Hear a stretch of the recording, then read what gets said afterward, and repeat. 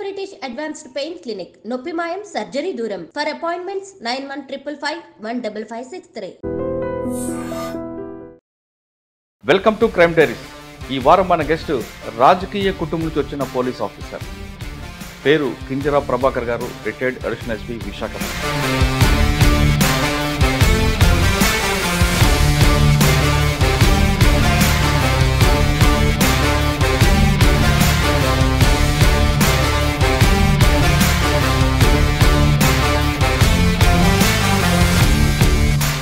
Police uniform వేయడం వెనక కారణం చెప్పండి. మా నాన్నగారు టీచర్గా చేసేవారు.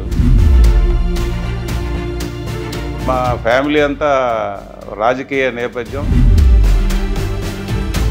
89 వరకు నేను యాక్టివ్గా ఎర్రంనాయుడు గారు అంతా కలిసి పాలిటిక్స్లో తిరగడం జరిగింది. టీచర్ అవ్వక ముందు ఎర్రనాయుడు గారి ప్రయాణం చెప్పండి. ఎర్రంనాయుడు గారు మా చిన్నాన్న గారు 67లో ఎమ్మెల్యే అయ్యారు. ఆయనే మా ఫ్యామిలీలో ఫస్ట్ రాజకీయం. ఎర్రంనాయుడు గారు పైన ఎన్టీ రామారావు గారికి ఎవరో కొంత అభియోగాలు, మా కజిన్కి ఇచ్చారు సీటు. కజిన్కి సపోర్ట్ చేద్దామన్న ఆలోచనతోనే ఉంటే ప్రజలు ఎవరు యాక్సెప్ట్ చేయలేదు. క్యాండిడేట్ని యాక్సెప్ట్ చేయకుండా ఎర్రంనాయుడు గారిని బరిలో మొత్తం కెరీర్లో తీసుకుంటే ఒక దగ్గర అచ్చెన్నాయుడు గారిని అరెస్ట్ చేస్తారు. ఆ ఇష్యూ పొలిటికల్ కలర్ అనుకోండి. మీరు ఆఫీసర్గా ఉన్నారు, పోలీస్ ఆఫీసర్గానే, కానీ ఏం చేయలేను అన్న ఒక బాధ ఏమైనా ఉందా మీకు ఆ రోజు? బాధ అంటే అన్యాయంగా అరెస్ట్ చేశారు అనే బాధ ఉండేది. ఫాల్స్ కేసుని ఇంప్లికేట్ చేశారు అనేది చూసి నేను కొంత స్టడీ చేసి అప్లై చేసేటప్పుడు అడ్వకేట్ గారు కొంత ఫీడ్బ్యాక్ ఇచ్చేవాడు. అందులో కొంత తృప్తి నాకు. విశాఖపట్నం పబ్లిక్కి ట్రాఫిక్ సెన్స్ ఉందా లేదా? సెన్స్ అంటే మేము ఇప్పుడు 100 ప్లేసుల్లో సిగ్నల్స్ ఆ రోజుల్లో ఆన్ పేపర్ ఇప్పటికీ ఫైల్ ఉంటుంది. నేను ఉమ్మడి కుటుంబం ఉంటే బెనిఫిట్ ఏంటి, లేకపోతే బెనిఫిట్ ఏంటి, నష్టం? ఉమ్మడి కుటుంబం ఉంటేనే బెనిఫిట్ అండి. లేకపోతే పలకరించే వాళ్ళు, ఆదుకునే వాళ్ళు ఉండరు. ఉమ్మడి కుటుంబంలో లేనందువల్లనే నష్టాలు జరుగుతున్నాయి. వాళ్ళ డిసిప్లిన్ ఉండదు, విలువలు.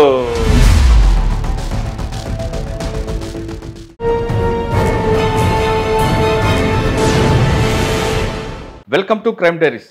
ఈ వారం మన గెస్ట్ రాజకీయ కుటుంబం నుంచి వచ్చిన పోలీస్ ఆఫీసర్. పేరు కింజరా ప్రభాకర్ గారు, రిటైర్డ్ అడిషనల్ ఎస్పీ, విశాఖపట్నం. అన్నయ్య కేంద్ర మాజీ మంత్రిగా పనిచేసి రోడ్డు ప్రమాదంలో చనిపోయారు. పేరు కింజరాపు ఎర్రనాయుడు గారు. తమ్ముడు కింజరాపు అచ్చెన్నాయుడు గారు ప్రస్తుతం ఆంధ్రప్రదేశ్లో మంత్రిగా పనిచేస్తున్నారు. అన్నయ్య కొడుకు కింజరాపు రామ్మోహన్ రెడ్డి గారు సెంట్రల్ మినిస్టర్గా ఉన్నారు. అంత రాజకీయ కుటుంబం వచ్చిన ఆయన ఎక్కడ కూడా తన పదవిలో రాజకీయ రంగు పులుమోకుండా పనిచేశారు. కానీ వాళ్ళ బ్యాచ్మేట్స్ మాత్రం గాడ్ ఫాదర్గా ఉంటారు. ఇంకా క్లియర్గా చెప్పాలంటే 1991 బ్యాచ్కి ఆయన గాడ్ ఫాదర్. 1991 బ్యాచ్లో ఎవరికి ఏ కష్టం వచ్చినా ఆయన ముందుంటారు. ఏవైనా అవసరం అనుకుంటే గవర్నమెంట్ దృష్టికి తీసుకెళ్తారు. కానీ ఎక్కడ కూడా తన అన్న పేరు కానీ, తమ్ముడు పేరు కానీ, లేదా అన్న కొడుకు పేరు కానీ ఎక్కడ వాడుకోకుండా ఉన్నారు. బహుశా అందుకే కావాలని ఎక్కువ లాండ్ ఆర్డర్ చేయకుండా ఎక్కువ కాలం ట్రాఫిక్లో పనిచేస్తారు. ఇటీవల రిటైర్ అయిపోయిన ఆయన అడిగి చాలా విషయాలు తెలుసుకుందాం. అసలు పోలీసులు 1991 ఉన్నప్పుడు పరిస్థితి ఎలాగుండేది, 2024లో రిటైర్ అయినప్పుడు పరిస్థితి ఎలా మారింది, పోలీస్కి ప్రజలకి మధ్యన గ్యాప్ తగ్గిందా పెరిగిందా, అంతేకాకుండా ఇటీవల రాబోయే కాలంలో వచ్చే ఛాలెంజ్ ఎలాగుంటాయి, ఆ ఛాలెంజ్ పోలీస్ ఎలా ఫేస్ చేయాలి విషయాన్ని సార్ అని తెలుసుకుందాం. సార్ నమస్తే అండి. నమస్తే మురళి. కింజరాపు ప్రభాకర్ గారు, retired additional SP, Visakhapatnam. Kinjarapu గారు ఎర్రనాయుడు గారు అనగానే మా జిల్లా వాసులందరికీ ఒక గురువు. అంటే మా తనాల్లో మేము చూసినప్పుడు ఆయన ఒక లెజెండ్ మా అందరికీ. అంటే ఆయనలాగా అవ్వాలి, ఆయనలాగా చేయాలని చాలామంది ఆయన చూసాం. సరే, ఆయన అదృష్టం దురదృష్టం అనుకోవచ్చు. మనకి దురదృష్టం, ఆయనకి అదృష్టం తొందరగా వచ్చింది. సార్, మీరు డిపార్ట్మెంట్లోకి వచ్చిన తర్వాత 1991లో అంటే మీ కుటుంబం అంతా రాజకీయ కుటుంబం, నిమ్మాడ ఆ ప్రాంతం అంతా కూడా. కానీ మీరు పోలీస్ యూనిఫామ్ ఎందుకు వేసుకున్నారు? వేసుకున్న వెనక బై ఛాన్సా, బై చాయిసా? వేసుకున్న తర్వాత పరిస్థితులు ఎలాగుండేవి? ఫస్ట్ మీ మీద జీకే వీధిలో ఒక ఫైరింగ్ నుంచి, ఎక్స్చేంజ్ ఆఫ్ ఫైరింగ్ తప్పించుకోవడం, ఆ సంఘటనతో పాటు ఇటీవల సైబర్ క్రైమ్ పెరుగుతుంది. సైబర్ క్రైమ్కి ఎలా మనం ప్రివెన్షన్ తీసుకోవాలి? డిటెక్షన్ చేయాలా, ప్రివెన్షన్ చేయాలా, లేదు ప్రజల్లో అవేర్నెస్ తీసుకురావాలా? ఈ ప్రశ్నకు సమాధానం చెప్పే ముందు కింజరా ప్రభాకర్ గారి కుటుంబ నేపథ్యం, పోలీసు యూనిఫామ్ వేయడం వెనక కారణం చెప్పండి. యాక్చువల్గా నాకు మా నాన్నగారు టీచర్గా చేసేవారు. నేను టీచరు కానీ పోలీస్ ఆఫీసర్ కానీ అవుదామని మనసులో నాకు ఉండేది కోరిక. అచ్చా, మీరు టీచర్గా చేశారా? టీచర్గా నేను ఎంకామ్ బీఈడి చేశాను, బిఎల్ కూడా చేశాను. ఎంకామ్ బీఈడి బిఎల్ చేశాను. టీచర్గా మా నాన్నగారు లెగసీని ఎలాగా వెళ్దామని అనుకున్నాను. తర్వాత నాకు 2 years ఆనందపురంలో నేను టీచర్గా 2 years చేశాను. చేసిన తర్వాత పోలీస్ సెలక్షన్స్ వచ్చిన తర్వాత పోలీస్ ఆఫీసర్గా ఆపర్చునిటీ వచ్చింది కాబట్టి డైరెక్ట్గా మనం డిఎస్పీగా ఎస్ఐగా రిక్రూట్ అయ్యాను. ఎందుకు పోలీస్ ఆఫీసర్గా వెళ్ళాలనుకుంటే, నేను యాక్చువల్గా మా ఫ్యామిలీ అంతా రాజకీయ నేపథ్యం. నేను 89 వరకు, అంటే నాకు 15 సంవత్సరాలు ఓటు హక్కు లేకపోయినా 15 years ఏజ్ నుంచి జనతా గవర్నమెంట్ దగ్గర నుంచి నేను ఈ క్యాన్వాసింగ్ వెళ్ళటం. మా ఫ్యామిలీ అంతా గౌతు లచ్చన్న గారు ఫాలోవర్స్ అన్నమాట. మేము సరదాగా వాళ్ళతో పాటు కారులో వెళ్ళిపోవటం. అప్పటి నుంచి 89 వరకు నేను యాక్టివ్గా ఎర్రంనాయుడు గారు మేమంతా కలిసి పాలిటిక్స్లో తిరగడం జరిగింది. తర్వాత నేను టీచర్ అయిన తర్వాత పాలిటిక్స్కి. సార్, అంటే టీచర్ అవ్వక ముందు ఎర్రనాయుడు గారి ప్రయాణం చెప్పండి. ఎర్రంనాయుడు గారు లా చేశారు. లా చేసిన తర్వాత శ్రీకాకుళంలో ప్రాక్టీస్ పెట్టడం జరిగింది.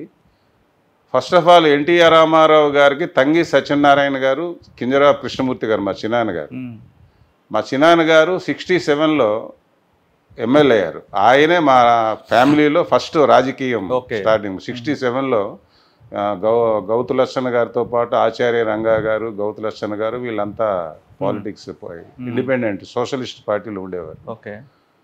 అప్పుడు మా చిన్నాన్నగారు ఎమ్మెల్యే అయ్యారు. తరువాతను ఎన్టీ రామారావు గారు పార్టీ పెట్టిన తర్వాత శ్రీకాకుళంలో ఫస్ట్ చేరిన వాళ్ళు కింజరా కృష్ణమూర్తి గారు, తంగి సత్యనారాయణ గారు, మాజీ స్పీకర్ గారు. వాళ్ళు చేరిన తర్వాత శ్రీకాకుళం టూరు ఎన్టీ రామారావు గారు టూర్ చేశారు. టూర్లో వారితో పాటు ఎర్రంనాయుడు గారు అప్పుడు ప్రాక్టీస్ చేస్తున్నారు. అలా ఎర్రంనాయుడు గారు కూడా టూర్లో గౌతు లచ్చన్న గారు అబ్బాయి శివాజీ గారు వీళ్ళంతా ఫాలో అయ్యారు. అయితే మరి మా చిన్నాన్న గారికి సీటు ఇవ్వకుండా ఎన్టీ రామారావు గారు యూత్ని ఎంకరేజ్ చేద్దామనే ఉద్దేశంతో అన్నయ్య గారికి సీట్ ఇవ్వడం జరిగింది. ఫస్ట్ 83లో సీట్ ఇచ్చారు. అప్పుడు యాక్టివ్గా నేను కూడా చాలా యాక్టివ్గా, అప్పుడు అచ్చెన్నాయుడు చిన్న వాడికి పాలిటిక్స్ లేదు తెలియదు. ఇంకో బ్రదర్ ప్రసాద్ ఊర్లో ఉండేవాడు. యాక్టివ్గా ఏదైనా ఓటర్ లిస్టులు అప్పుడు ఎలక్షన్ కమిషన్ అంతా శేషన్ గారు వచ్చిన తర్వాత ఎలక్షన్ కమిషన్ యాక్టివేట్ అయింది తప్ప అంతకుముందు ఓటర్ లిస్టులు అవడమేమి, స్లిప్స్ అయితేనేమి అన్నున్నూ క్యాండిడేటే విలేజ్ల్లోకి వెళ్ళి ఇవ్వటం జరిగేది. యాక్టివ్గా అన్న చేసామన్నమాట. ఎర్రంనాయుడు గారు ఎమ్మెల్యే అయిన తర్వాతను జరుగుతుండగా ఎర్రంనాయుడు గారు పైన ఎన్టీ రామారావు గారికి ఎవరో కొంత అభియోగాలు, వీళ్ళంతా ఒక బ్యాచ్గా మీకు ఐడియా ఉందండి అది ఎవరో కూడా అని ఎన్టీ రామారావు ఒక రాంగ్ ఫీడింగ్ ఇచ్చారని ఆ రోజుల్లో అనుకోవటం. దాంతో ఎన్టీ రామారావు గారు చాలా మందికి సీట్లు ఇవ్వలేదు. శ్రీకాకుళంలో తలే భద్రయ్య, శివాజీ గారు ఎర్రంనాయుడు గారికి ఇవ్వలేదు. స్టేట్లో చాలా మంది, అప్పుడు స్పీకర్ నారాయణరావు గారు ఉండేవారు, నారాయణరావు గారు, కేఈ కృష్ణమూర్తి గారు, కోటగిరి విద్యాధరరావు గారు, వీళ్ళందరూ చాలా మందికి ఇవ్వలేదు సీట్లు. ఇవ్వనప్పుడు లాయల్గా పార్టీకి అనుకూలంగా మనం ఉండాలి, ఎగ్నిస్ట్గా ఉండకూడదని చెప్పేసి ఎర్రంనాయుడు గారు పోటీ చేయకుండా మా కజిన్కి ఇచ్చారు సీటు. కజిన్కి సపోర్ట్ చేద్దామని ఆలోచనతోనే ఉంటే ప్రజలు ఎవరు యాక్సెప్ట్ చేయలేదు. మా కజిన్ క్యాండిడేచర్ని కింజరాపు ప్రకాష్ అంటే మా పెదనాన్నగారు అబ్బాయి, ఆయన క్యాండిడేచర్ని యాక్సెప్ట్ చేయకుండా ఎర్రంనాయుడు గారిని బరిలో ఇండిపెండెంట్గా పెడితే ఇండిపెండెంట్గా నెగ్గటం జరిగింది. ఆ వేవ్లో కూడా ఎర్రనాయుడు గారు, శివాజీ గారు ఇద్దరికి ఒకటే గుర్తు, ఏనుగు గుర్తుతో సోంపేటలో కానీ ఇక్కడ మాకు హరిశ్చంద్ర ఇద్దరు పోటీ చేసి గెలిచారు. ఇద్దరు జంట ఎమ్మెల్యేలని ఒక పేరు తెచ్చుకున్నారు. ఇద్దరు ఒకటే విజిటింగ్ కార్డు, ఒకటే డ్రెస్ ప్యాటర్ను వేసుకొని న్యూ ఎమ్మెల్యే క్వార్టర్ నెంబర్ 155లో ఉండేవారు. అలా చేస్తుండగా ఎన్టీ రామారావు గారు తెలుసుకుని మళ్ళీ వీళ్ళని కాంగ్రెస్ గవర్నమెంట్ అప్పుడు వచ్చింది. వరుసగా కోట్ల విజయభాస్కర్ రెడ్డి, జనార్దన్ రెడ్డి వీళ్ళందరూ ముఖ్యమంత్రులు చేశారు. ఆ టైంలో ఇది జరిగిందనమాట. తర్వాత ఎన్టీ రామారావు గారు అప్పుడు మిస్టేక్ జరిగింది, మీరు పార్టీలోనికి రండి అని మళ్ళీ ఆయన ఆహ్వానించడం, మళ్ళీ వీళ్ళు మదర్ అంటే పార్టీలోనికి వెళ్ళిపోవటం జరిగింది అప్పటికి ఎమ్మెల్యేగా. తరువాతను ఒకటి మా అన్నయ్య గారు దురదృష్టం ఏంటంటే ఎన్టీ రామారావు గారి దగ్గర ఎప్పుడు మంత్రివర్గంలో మంత్రిగా చేయలేకపోయారు. ఒక లాస్ట్ చీఫ్ విప్ మాత్రం చేయగలిగారు. శ్రీకాకుళం కూడా మంత్రి పదవి లేదు కదండి అప్పుడు. శ్రీకాకుళం కళా వెంకటరావు గారు చేశారు, మరి తమ్మినేని సీతారాం కేసు చేశారు, తంగి సత్యనారాయణ స్పీకర్ గా చేశారు. ఈవెన్ శివాజీ గారు కూడా ఏదో కరువు మంత్రిగా చేశారు. అప్పల సూర్యనారాయణ గారు కూడా కొద్ది రోజులు ఏదో చేశారు. విప్ లేదు, వీళ్ళంతా చేశారు. ప్రతిభా భారతి చేశారు. బ్రదర్ మాత్రం ఎక్కడ మంత్రివర్గంలో ఎందుకో మరి. ఒక ఎన్టీ రామారావు గారు చీఫ్ విప్ ఇచ్చారు లాస్ట్ దీంట్లో. ఆ తర్వాత సబ్సిక్వెంట్గా పార్టీ వ్యవహారాలన్నీ మీకు తెలుసు కదా. దాంట్లో మరి చంద్రబాబు నాయుడు గారి వైపున ఆ రోజు ఎన్టీ రామారావు గారుని డిఫర్ అయ్యి చంద్రబాబు నాయుడు గారితో అయింది. అంతకుముందు నాదెండ్ల భాస్కర్ రావు గారు ఎపిసోడ్లో కూడా మా బ్రదరు అన్నగారితో పాటే ఉండటం జరిగింది. ఎప్పుడు పార్టీకి మేము, మా కుటుంబము తెలుగుదేశం పార్టీకి లాయలు, అంతా మా బ్లడ్ అంతా తెలుగుదేశం. ఎప్పుడు తెలుగుదేశం పార్టీ బాగుండాలి, నాయకులు బాగుండాలి, ప్రజలకు సేవ చేయాలనే ఆలోచన తప్ప వేరే ఆలోచన లేదు. అందుకనే భాస్కర్ గారు ఎపిసోడ్ లో కూడా శ్రీకాకుళం జిల్లా నుంచి తంగి సత్యనారాయణ ఒక్కరే వెళ్ళారు. మీరు అంత మిగతా ఉన్నారు. తంగి సత్యనారాయణ ఇంటి మీద అటాకులు చేయడం ఇవన్నీ జరిగాయి అన్నమాట.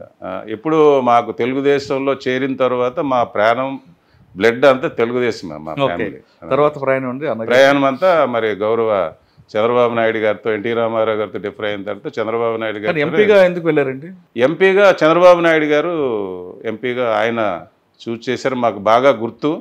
ఇలా నాకు చంద్రబాబు నాయుడు గారు ఎంపీగా పోటీ చేయమంటున్నారని చెప్పేసి ఫోన్ చేస్తే, మరి మన ఎమ్మెల్యే నుంచి ఎంపీకి కొంచెం మనకి ఇబ్బంది అవుతుందేమో అంటే, లేదు మరి చంద్రబాబు నాయుడు గారు పోటీ చేయమంటున్నారు కాబట్టి నేను యాక్సెప్ట్ చేశానని చెప్పేసి. కానీ అవతల వైపు బొడ్డపల్లి రాజగోపాలరావు ఉన్నారు కదండి.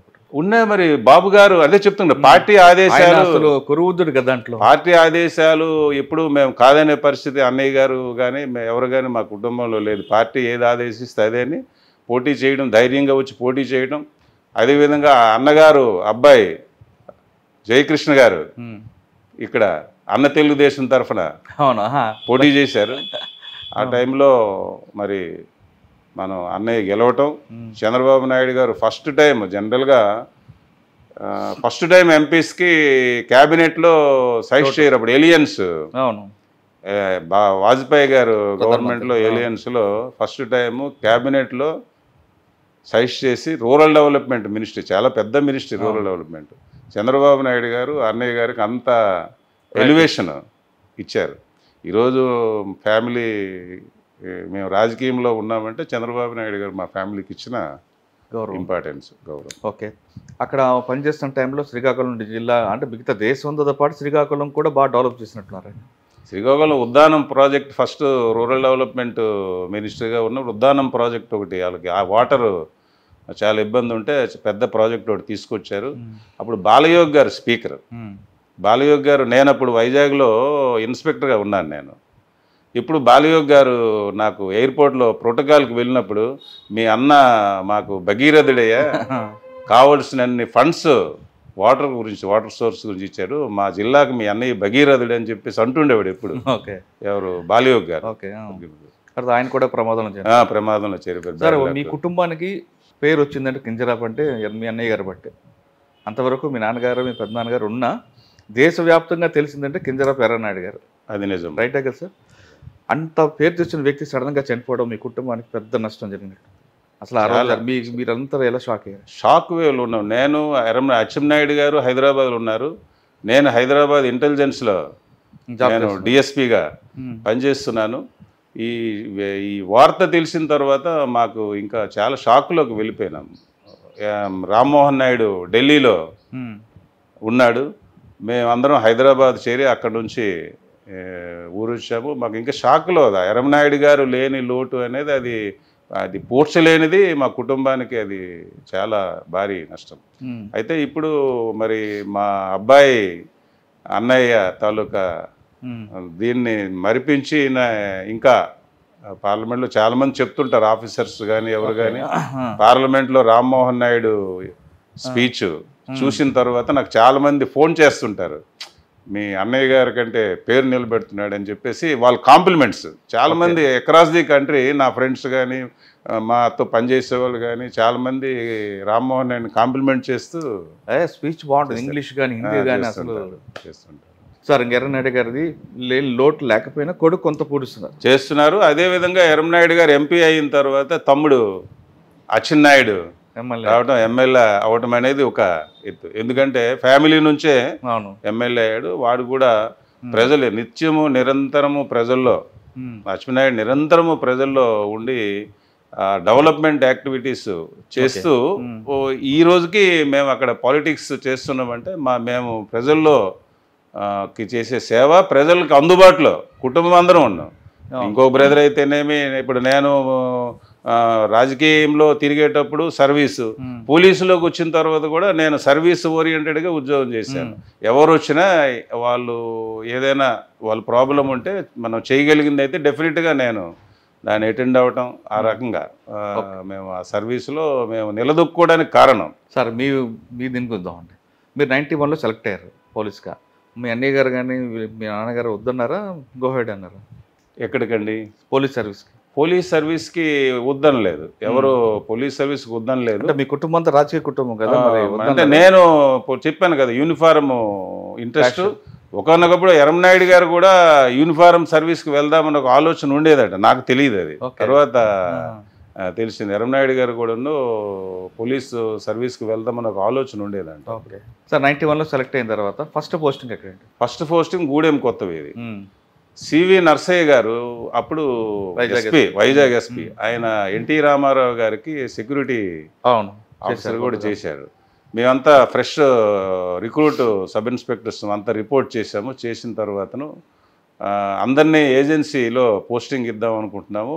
గవర్నమెంట్ తెలుగుదేశం ఉంది, తెలుగుదేశంలో ఉంది. మరి నీకు ప్లెయిన్ ఏరియాలో పోస్టింగ్ ఇచ్చి మిగతా వాళ్ళకి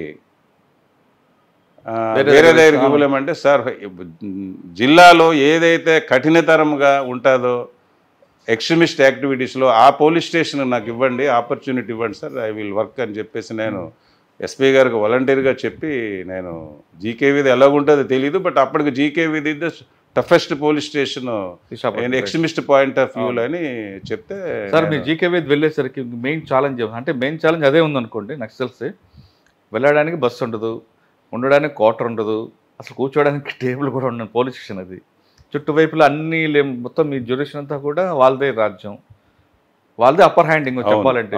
ఏరియా డామినేషన్ లేని ప్రాంతంలో మీరు ఎలా వర్క్ చేశారు, మీరు ఒక ఎక్స్చేంజ్ ఆఫ్ ఫైర్ నుంచి కూడా తప్పించుకున్నారని తెలుస్తుంది. అసలు ఆ రోజు ఏం జరిగింది, ఎలా జరిగింది? యాక్చువల్గా నేను జీకేవీది వెళ్ళిన తర్వాతను అక్కడ బాలరాజు గారు ఎమ్మెల్యేగా ఉండేవారు. బాలరాజు గారు అక్కడికి వెళ్ళిన తర్వాత గిరిజనుల్లో ఎవ్రీ ఇయర్ వాళ్ళ పండగ చేసుకుంటారు, విలేజ్లో ఫెస్టివల్ చేసుకుంటే ఒక ఇద్దరు గిరిజనులు పోలీస్ స్టేషన్కి వచ్చి వాళ్ళు ఈ బాగా రగ్గు అంటాము, బ్లాంకెట్స్, థిక్ బ్లాంకెట్స్ కప్పుకొని వచ్చి లోన ఒక కోడిని ఇన్సైడ్ పట్టుకొని వచ్చి ఆఫీసర్కి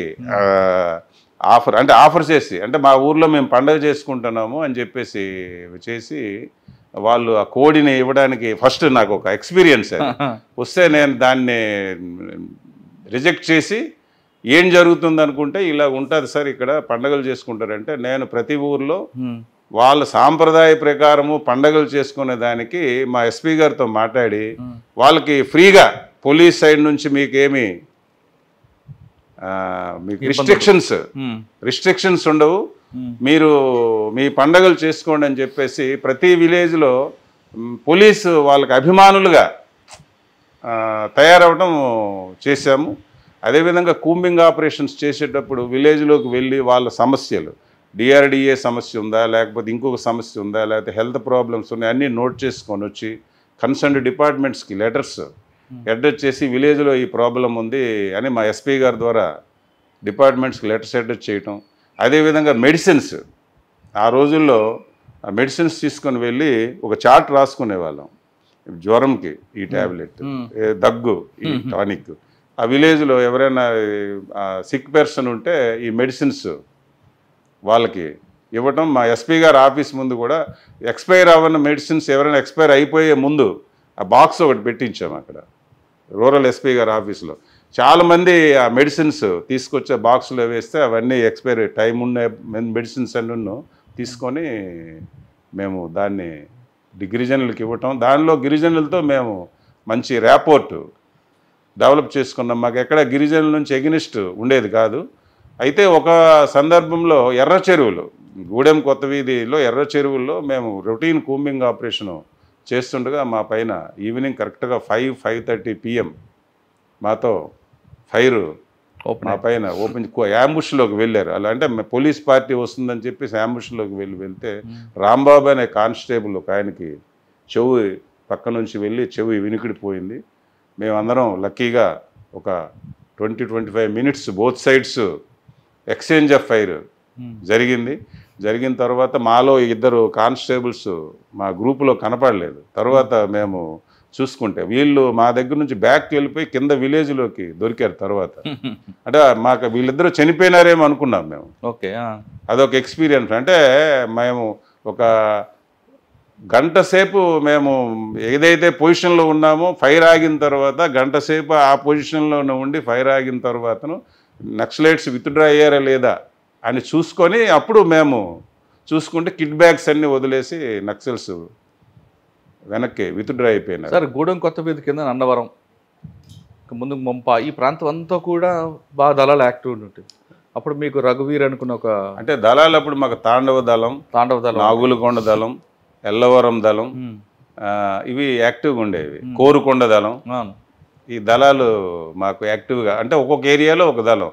జీకేవి ఇదంతా ఎక్కువగా టచ్ చేసేది అప్పుడు తాండవ దళం, కోరుకొండ దళం, ఎల్లవరం దళం, ఈ 3 దళాలు ఎక్కువ రోజుల్లో టచ్ చేసాయి. వాళ్ళు కూడా విలేజెస్ విజిట్ చేసేవారు. అయితే ఎవరికి తప్పుడు కేసులు ఎప్పుడు మేము పెట్టలేదు. అంటే నేను వాళ్ళు నక్సల్స్కి చాలామంది భోజనాలు పెట్టడం, తర్వాత వేరే ప్రొవిజన్స్ ఇవ్వటం, ఇటువంటివన్నీ చేసేవారు. రియల్గా ఎవరైతే అప్పుడు ఆంధ్రప్రదేశ్ పబ్లిక్ సెక్యూరిటీ యాక్ట్ అని కొత్త యాక్ట్ ఒకటి పెట్టారు. అంటే నక్సల్స్కి ఎవరైతే సాయం చేస్తారో వాళ్ళు అది నేరం అని చెప్పేసి ఆంధ్రప్రదేశ్ స్టేట్ గవర్నమెంట్ ఒక యాక్ట్ చేశారు. ఆ యాక్ట్ ప్రకారము పాత రోజుల్లో పోలీస్ ఆఫీసర్స్ ఏం చేసేవారంటే విలేజ్లో అందరినీ తీసుకొచ్చి కేసులు పెట్టేసి పంపించేవాళ్ళు. మేము రియల్గా ఆ విలేజ్లో ఒకరిద్దరు ఎవరైతే నిజంగా వాళ్ళకు అనుకూలంగా ఉన్నారో వాళ్ళపైనే కేసులు పెట్టి రిమైనింగ్ వాళ్ళందరినూ మేము చేయనందువల్ల వాళ్ళందరూ మా అభిమానుల కింద మారిపోయారు. ఆ రకంగా ఏజెన్సీలో ఇప్పుడు కూడా జీకే వీధిలో చాలా మంది ఫోన్లు చేస్తుంటారు, ఎలాగున్నారు. జీకేవి తర్వాత నేను అనకాపల్లి టౌన్ అండి. జీకేవి ఎంతకాలం పనిచేశారు? జీకేవిది 3 years చేశాను. 3 years చేశాను. నక్సల్స్ ఎఫెక్టెడ్ ఏరియాలో అంటే ఎక్స్చేంజ్ ఆఫ్ ఫైర్. 2 ఎస్పీలు 3 ఎస్పీలు దగ్గర చేశాను. నర్సయ్య గారు, సంతోష్ కృష్ణప్రసాద్ గారు, సంతోష్ మెహ్రా గారు. సంతోష్ మెహ్రా గారు వచ్చిన తర్వాతను నన్ను అనకాపల్లి టౌన్కి ఆయన ట్రాన్స్ఫర్ చేశారు. సార్, జీకే వీధిలో ఏమైనా ఎక్స్చేంజ్ ఆఫ్ ఫైర్లో అటువైపు ఏమైనా నష్టం జరిగిందా? ఇప్పుడు మా ఫైరింగ్లో నష్టం లేదు. మా ఫైరింగ్లో క్యాజువాలిటీస్ ఎప్పుడు జరగలేదు. మా కానిస్టేబుల్ ఒకరికి మాత్రం ఒక చెవి చెప్పారు కదా, రాంబాబు అనే అబ్బాయి చెవి పోయింది. తర్వాతను ఎప్పుడు వాళ్ళు కూడా ఎక్స్ట్రీమిస్ట్ కూడా గిరిజనుల పట్ల కొంచెం అభ్యంతరకరంగా ఉంటేనే టార్గెట్స్ చేసేవారు తప్ప గిరిజనుల్ని ప్రేమతో చూసుకునే అది అనుకునేవాళ్ళు అప్పుడు. అంటే వాళ్ళు టార్గెట్ ఎందుకు అవుతారని అంటే గిరిజనుల్ని హెరాస్ చేయటం. పాత రోజుల్లో కొంతమంది ఆఫీసర్స్ గిరిజనులు పాకలు కాల్చేయటం, హౌసులు కాల్చేయటం, రకరకాల ఇబ్బందులు పెట్టిన ఆఫీసర్స్ ఇబ్బంది పడ్డారు. లైక్ పోతారెడ్డి గురించి చెప్పుకునేవాళ్ళు. తర్వాత చాలా కాలం తర్వాత మనకి పోతారెడ్డి గారిని ఇక్కడ వైజాగ్ సిటీలో చంపేశారు. అవును సార్. జీకే విధంగా అనకాపల్లి టౌన్. అనకాపల్లి టౌన్. టౌన్లో ఏముంది సార్ ఛాలెంజ్ మీకు? అనకాపల్లి టౌన్లో నాకు ఛాలెంజ్ ఏంటంటే కొనతాల రామకృష్ణ గారు ఎంపీ గారు, కేంద్ర ప్రభుత్వం కాంగ్రెస్, దాడి వీరభద్రరావు గారు టీడీపీ రాష్ట్ర మంత్రి గారు, వారికి మధ్యలో నేను సంధానకర్తగా ఎర్రన్నెడ్డి గారు తమ్ముడు నేను ఎప్పుడు పార్టీ ఇది లేకుండా ఇద్దరినే కలుపుకుంటూ సమన్వయం చేసుకుంటూ చేయటం అనేది పెద్ద ఛాలెంజ్ నాకు అక్కడ. ఆ రకంగా కొనతాల రామకృష్ణ గారు ఈ రోజు కూడాను, కొనతాల రామకృష్ణ గారు కానీ దాడి వీరభద్రరావు గారు కానీ ఎవరు ఎక్కడ చేసినా నేను పార్టీ ఈవెన్ జీకే వీధిలో చేసినప్పుడు బాలరాజు గారు కూడా చాలా సందర్భాల్లో అంటే ఉద్యోగపరంగా చాలా డిఫర్ అయ్యే వాళ్ళని తప్ప బాలరాజు గారు ఎప్పుడు మాకు ఇంటికి వచ్చి నాకు జ్వరం వచ్చిందంటే ఇంటికి వచ్చి పలకరించేవాళ్ళు. నేను కూడా ఇంటికి వెళ్ళేవాడిని బాలరాజు గారు కాంగ్రెస్ అయినప్పటికీ. అలాగే అనకాపల్లిలో కొనతాల రామకృష్ణ గారు దాడి వీరభద్ర మధ్యలో ఎక్కడ ప్రాబ్లమ్స్ లేకుండా నేను ఉద్యోగం చేసి వచ్చాను. అది నాకు ఎంతకాలం సార్ అనకాపల్లి? Only 1.5 years. తర్వాత నా కిడ్నీ స్టోన్స్ ఏజెన్సీలో చేసినందువల్ల కిడ్నీలో స్టోన్స్ ఫార్మ్ అయినాయి. అది సర్జరీ చేయించుకోవాల్సిన అవసరం వచ్చింది కాబట్టి సెలవు పెట్టి నిమ్స్ హాస్పిటల్లో బై ద టైం మా అన్నయ్య గారు చీఫ్ విప్, అన్నయ్య గారు చీఫ్ విప్ అనమాట, ఆ క్వార్టర్స్లో ఉండి నిమ్స్లో కిడ్నీ ఓపెన్ సర్జరీ చేశారు, స్టోన్స్ రిమూవ్ చేశారు. ఓకే. అందుకని సెలవు పెట్టిన తర్వాత వచ్చి మళ్ళీ ఎస్బీలో వైజాగ్ సిటీ రూరల్ ఎస్బీలో ఎక్స్ట్రీమిస్ట్ వింగ్ ఎస్ఐగా పనిచేశాను. Okay sir. అనకాపల్లిలో చేస్తున్నప్పుడు కొనతాల రామకృష్ణ గారు కానీ దాడి వీరభద్ర గారు ఇవంతా మంచి పొలిటీషియన్స్ అని ఇప్పుడు మీ శ్రీకాకుళం పక్కన పెడతాం, ఇప్పటికీ ఉన్నారు వాళ్ళిద్దరు కూడా. అంత మంచి పేరున్న పొలిటీషియన్స్ తర్వాత ఎందుకండి అంత రకాలుగా మారిపోవచ్చు? అంటే మరి దానిని వాళ్ళ కొనతాల రామకృష్ణ గారు వెరీ నైస్ జెంటిల్మెన్, దాడి వీరభద్రరావు గారు కూడా వెరీ నైస్ జెంటిల్మెన్. కొన్ని సందర్భాల్లో వాళ్ళు కొంచెం రాంగ్ స్టెప్స్ వేశారు. కొనతాల రామకృష్ణ గారు అయితేనేమి దాడి పొలిటికల్గా ఒక్కొక్కసారి ఏంటంటే తీసుకున్న నిర్ణయాలు అది సూసైడల్ నిర్ణయాలు అవుతాయి అవి. కేవలం అనకాపల్లికి కాకపోయినా ఆంధ్రప్రదేశ్ మొత్తం వాళ్ళిద్దరిని చూసేది. ఇప్పుడు మీ అన్నయ్య గారికి అయితే దేశం వాళ్ళకి చూసిందో, కొనతాల రామకృష్ణ గారికి దాడి వీరభద్రరావు గారు అంటే మంచి పేరు ఉండేది ఒకప్పుడు. కానీ క్రమేపీ వాళ్ళు అంటే కొన్ని నిర్ణయాలు ఆ పార్టీ మారటం అటువంటి నిర్ణయాలు తీసుకున్నందువలన కొంత కెరియర్ వాళ్ళకి అయింది. మళ్ళీ ఇప్పుడు రామకృష్ణ గారు రైట్ టైంలో జనసేనలో చేరారు, ఎమ్మెల్యేగా అయ్యారు. దాడి వీరభద్రరావు కూడా మంచి భవిష్యత్తు ఉండాలని కోరుకున్న అబ్బాయి రత్నాకర్ కానీ వాళ్ళ పిల్లలు ముగ్గురు నాకు తెలుసు, జయవీరు, రత్నాకరు, ఇంకొక అబ్బాయి ఉన్నారు. ఓకే సరే, ఆయన గురించి కాకుండా మనం వద్దామండి. ఎస్బీలో చేశారు. ఎస్బీలో చేస్తున్న టైంలో 3 సంవత్సరాలు చేశారు కదా ఎస్టిమేషన్ వర్క్లో. మీకు ఇన్పుట్స్ ఎలాగొచ్చేవండి? అంటే ఇన్ఫర్మేట్స్ ఎక్కువ ఉండేవారా, లేదు పబ్లిక్ వాళ్ళనే మీరు మార్చుకొని కోవర్ట్లో పెట్టి చేశారు? కోవర్ట్ ఎప్పుడు లేదండి. మేమేంటంటే ఎక్కువగా గిరిజన ఏరియాలో రిక్రూట్ అయిన కానిస్టేబుల్స్ మా దగ్గర ఉండేవారు. వారి ద్వారా వాళ్ళకి రిలేషన్స్, ఆ సర్కిల్ ఉంటుంది కదా, ప్రతి ఒక్కరిని పిలిచి వాళ్ళ ద్వారా ఏరియాలో పెనిట్రేట్ అయ్యి ఇన్ఫర్మేషన్ కొంత తీసుకునేవారు. సార్ 3 సంవత్సరాల్లో మీకు బాగా గుర్తుండిపోయిన సంగతి చెప్పండి. అంటే మీరు ఇచ్చిన ఇన్ఫర్మేషన్ ప్రకారం ఒక ఆపరేషన్ ఆగింది వాళ్ళ వైపు నుంచి. అంటే మేము ఆ ఇన్ఫర్మేషన్తో ఎక్కువగా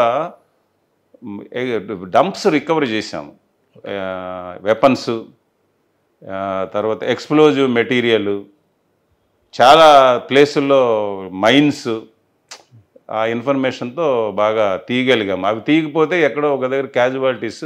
ఎక్స్చేంజ్ ఆఫ్ ఫైర్ ఎక్కడ జరగలేదు? ఎక్స్చేంజ్ ఆఫ్ ఫైర్లు జరిగాయి, చాలా దగ్గర జరిగాయి, 1 కాదు 4-5 దగ్గర జరిగాయి. కోరుకొండ దగ్గర జరిగింది, తరువాతను చింతపల్లి దగ్గర జరిగింది. 3 ఎక్స్చేంజ్ ఆఫ్ ఫైర్లు జరిగాయి, ఎక్కడ ఎన్కౌంటర్ జరగలేదు నా టైంలో. జరిగాయి కానీ వాళ్ళ వైపు ఎక్కువ అప్పర్ హ్యాండ్ ఉండేది కదండి అప్పుడు. ఉండేదండి. రైతు మన గిరిజనుల్ని ఎవరైతే వ్యాపారస్తులు ఉన్నారో వాళ్ళని ప్రతి సంవత్సరం ఒకరిద్దరిని వాళ్ళు డబ్బులు ఫండ్స్ రాబెట్టుకోవడానికి, ఒక థ్రెట్ క్రియేట్ చేయడానికి ఎవరైతే వాళ్ళ మాట వినలేదో వాళ్ళని ఎలిమినేట్ చేయటం, తద్వారా మెసేజ్ ఒకటి ఇచ్చి వాళ్ళు ఫండ్స్ కలెక్ట్ చేసుకోవటం అది జరుగుతుండేవి చూసుకొని. ఇప్పుడైతే అవి కొంచెం తగ్గాయి బాగానే.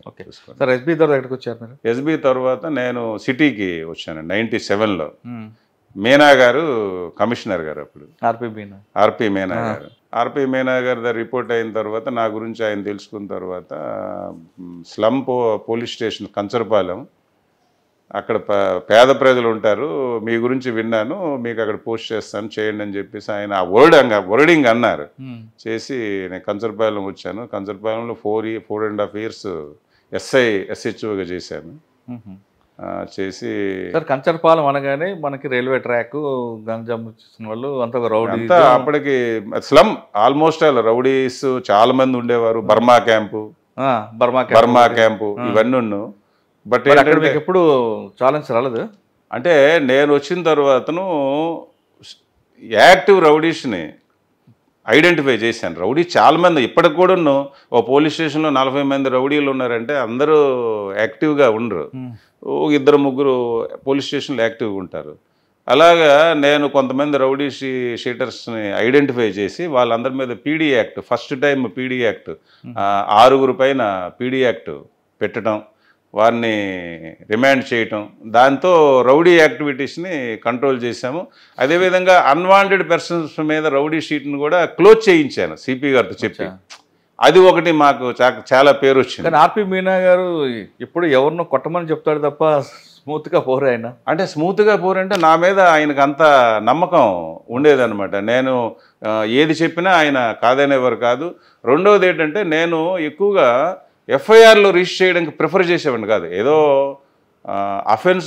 హీనస్ అఫెన్స్ అయితే తప్ప అదర్వైజ్ నేను ఎఫ్ఐఆర్ వరకు వెళ్ళేవాడిని కాదు. 2 పార్టీలను పిలిచి, పెద్దలను పిలిచి కాంప్రమైజ్ చేసి పంపించేవాడిని. దానివల్ల నాకు ఏరియాలో మంచి పేరు, అందరి దగ్గర గుడ్ విల్ వచ్చింది. ఎందుకంటే పెద్దలను కూడా ఇన్వాల్వ్ చేసి పార్టీని, ఈవెన్ ప్రెస్ మీడియాలో ఇది రాజీల్ పోలీస్ స్టేషన్ అని రాశారు. రాజీల్ పోలీస్ స్టేషన్ రాస్తే అందరినీ పిలిచాను ఒకరోజు.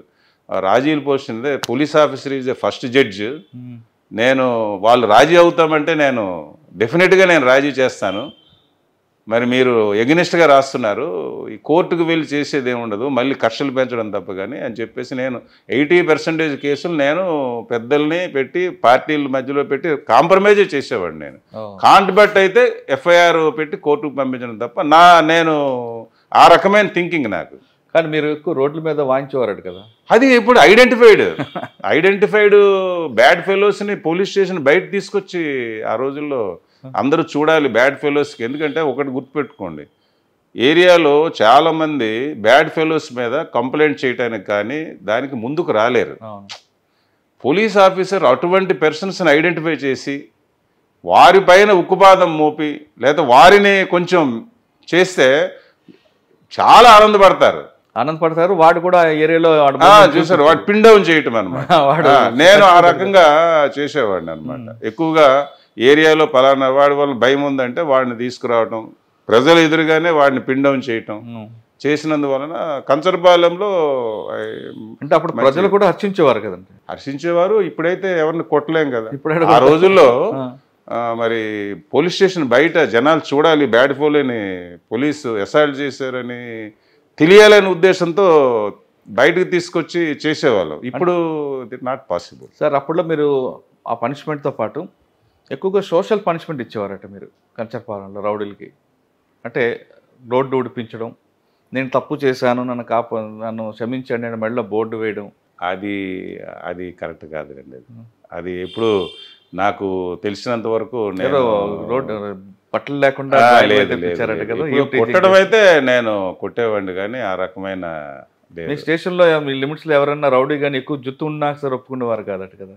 అంటే కొంచెం నేను వాళ్ళకి చెప్పేవారు, ఏంట్రా అది మీ బిహేవియర్ అని. ఎందుకంటే ఒకరోజు కోర్టులో ఒక మర్డర్ కేసులో ట్రయల్కి వెళ్ళాను.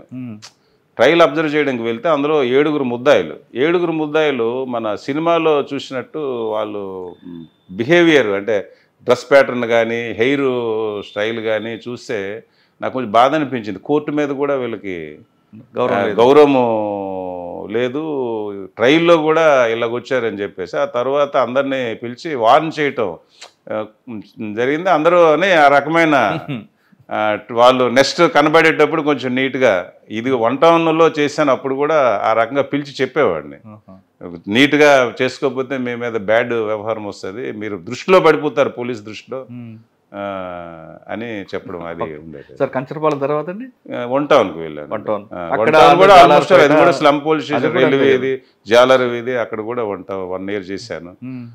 అందరితో అంటే పబ్లిక్లో పెనిట్రేట్ అయ్యేవాళ్ళం. అందుకని ఎక్కడ కూడా ఉండేటంటే పబ్లిక్ తగు వచ్చిందంటే పార్టీ వాళ్ళ పెద్దలను పిలవటం, కాంప్రమైజ్ చేయటం చేసినందువల్ల నాకు చాలా సాటిస్ఫాక్షన్. అంటే కేసులు పెట్టి ఏదో అరెస్ట్ చేసేసాను కాకుండా ఇద్దరిని కాంప్రమైజ్ చేసి పంపిస్తే నేను చాలా హ్యాపీ ఫీల్ అయ్యేవాడిని. అది నేను పోలీసులో మొత్తం నా ఎంటైర్ కెరియర్లో కాంప్రమైజ్ అయ్యి వెళ్తేనే నేను ఎక్కువ సాటిస్ఫై అయ్యేవాడిని. అది కరెక్టే, అది కూడా కక్షలు పెంచుకోవడం తప్ప ఏముండదు. కోర్టుకు వెళ్తే పనిష్మెంట్. ఇప్పుడు లోక్ అదాలత్ అంటున్నారు, కోర్టే కాంప్రమైజ్ చేయమంటుంది. అది ఫస్ట్ పోలీస్ ఆఫీసరే ఈ రికార్డ్ డెవలప్ చేసుకోవటం, లేకపోతే వాళ్ళని రిమాండ్ చేయటం, లేకపోతే వాళ్ళు డబ్బులు ఖర్చు పెట్టించడం కాకుండా మనమే రాజీ చేసాం అనుకోండి ఇనీషియల్ స్టేజ్లో హ్యాపీగా ఉంటారు. అంటే అప్పుడు జరిగింది కానీ ఇప్పుడు జరగట్లేదు. ఇప్పుడు కొంచెం కష్టం.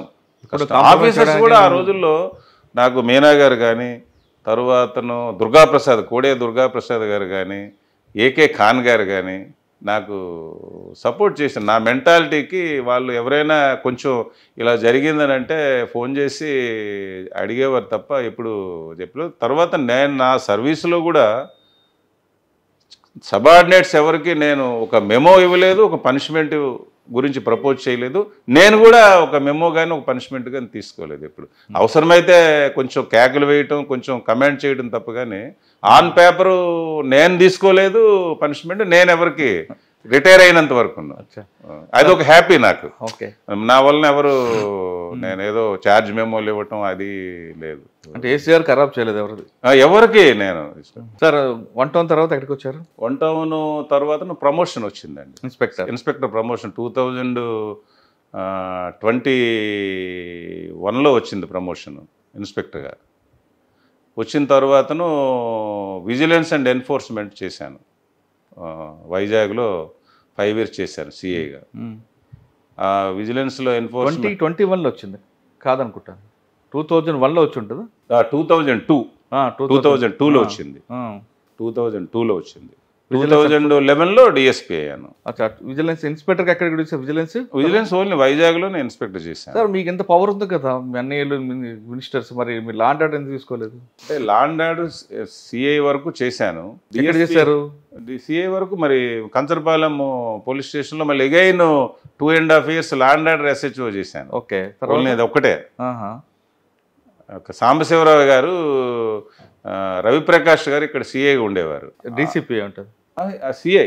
ఇప్పుడు మొన్న భీమవరం ఎస్పీఐ రిటైర్ అయ్యాడు కదా. ఓకే, రవిప్రకాష్ గారు. ఆయన by that time CI law and order Kancharapalem.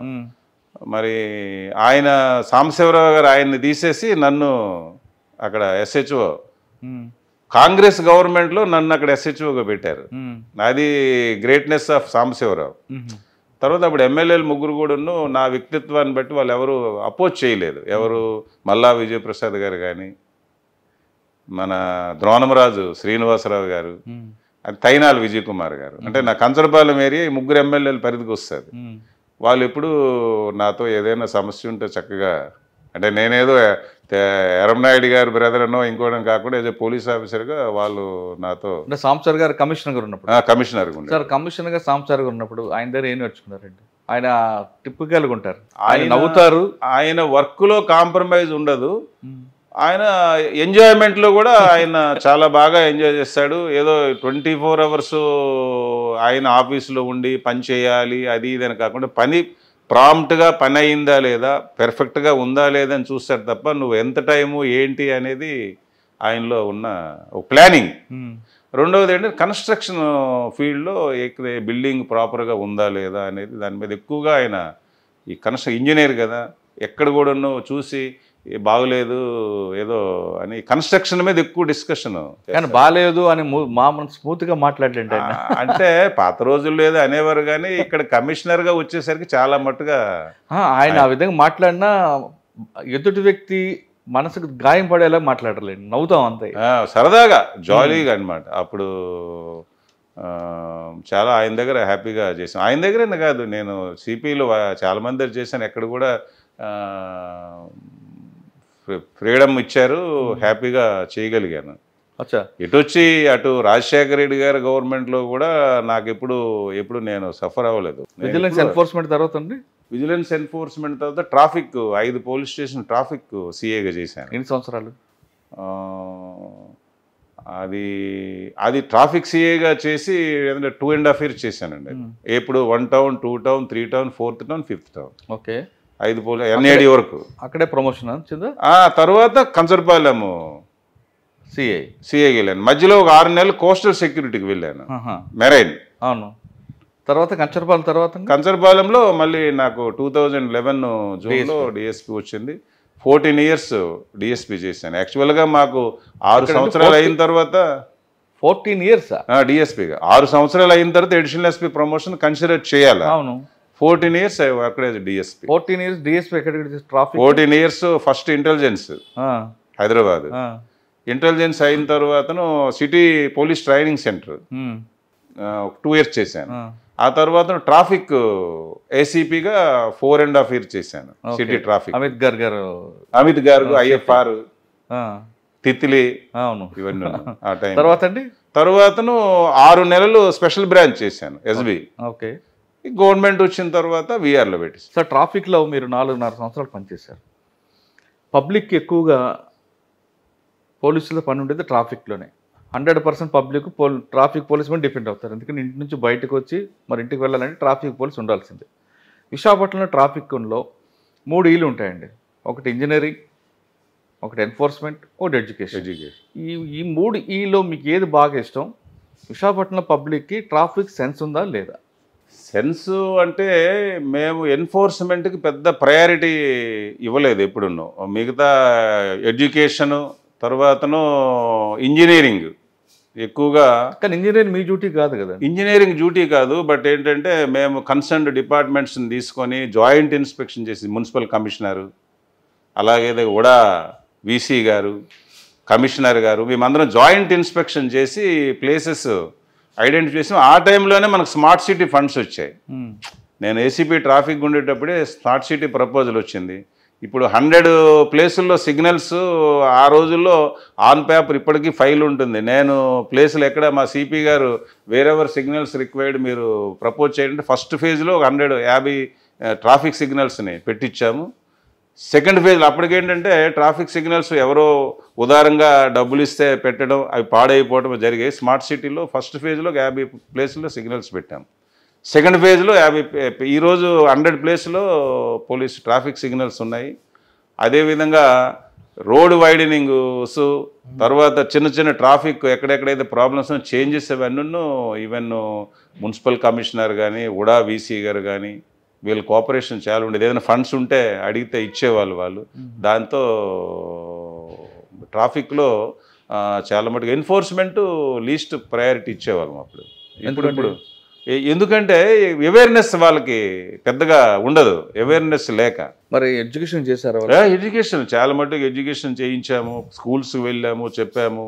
అదేవిధంగా డ్రంక్ అండ్ డ్రైవింగ్లో పట్టుకొని కౌన్సిలింగ్, డ్రంక్ అండ్ డ్రైవింగ్ పట్టుకొని ఒక 500 మందిని మా గ్రౌండ్లో పిలిచి వాళ్ళ పేరెంట్స్ని కానీ వాళ్ళ బ్లడ్ రిలేటివ్స్ని పిలవటం, తాగి ఎవరు యాక్సిడెంట్ చేసి ఎవరు ఇబ్బంది పడ్డారో వాళ్ళ చనిపోయారు వాళ్ళ పేరెంట్స్ని పిలిచి వాళ్ళతో చెప్పించడం, ఇలా జరిగింది అని చెప్పేసి ఆ రకమైన చేసి చాలా డ్రంక్ అండ్ డ్రైవింగ్లో అయితే చాలా అవేర్నెస్ క్రియేట్ చేశాం. మరి ట్రాఫిక్ మీద పబ్లిక్కి సెన్స్ ఉందంటారు లేదంటారు? అంటే ఇప్పుడు రోజు రోజుకి పెరుగుతుంది సెన్స్. అయితే కంప్లీట్గా లేదు. పోలీస్ ఆఫీసర్ ఉంటే ఒక రకమైన బిహేవియర్, ఆఫీసర్ లేకపోతే ఇంకొక రకమైన బిహేవియర్, ఇంకా మారటం లేదు. అది కరెక్ట్ కాదు. అది కాదు. ట్రాఫిక్ సెన్స్ అనేది పెరగాల, చాలా తక్కువగానే ఉంది ట్రాఫిక్ సెన్స్. ఆఫీసర్ ఉంటే ఒక రకమైన యాటిట్యూడ్ ఉంటుంది పబ్లిక్లో. సెల్ఫ్ డిసిప్లిన్ అనేది చాలా మందిలో తక్కువ. ఎందుకండి ఆ విధంగా తయారవుతున్న కారణం ఏమనుకోవచ్చు? నిర్లక్ష్యమా లేక లేదు ఎవరైనా పట్టుకుంటే మళ్ళీ ఏం చేయలేరు అనే ధీమా?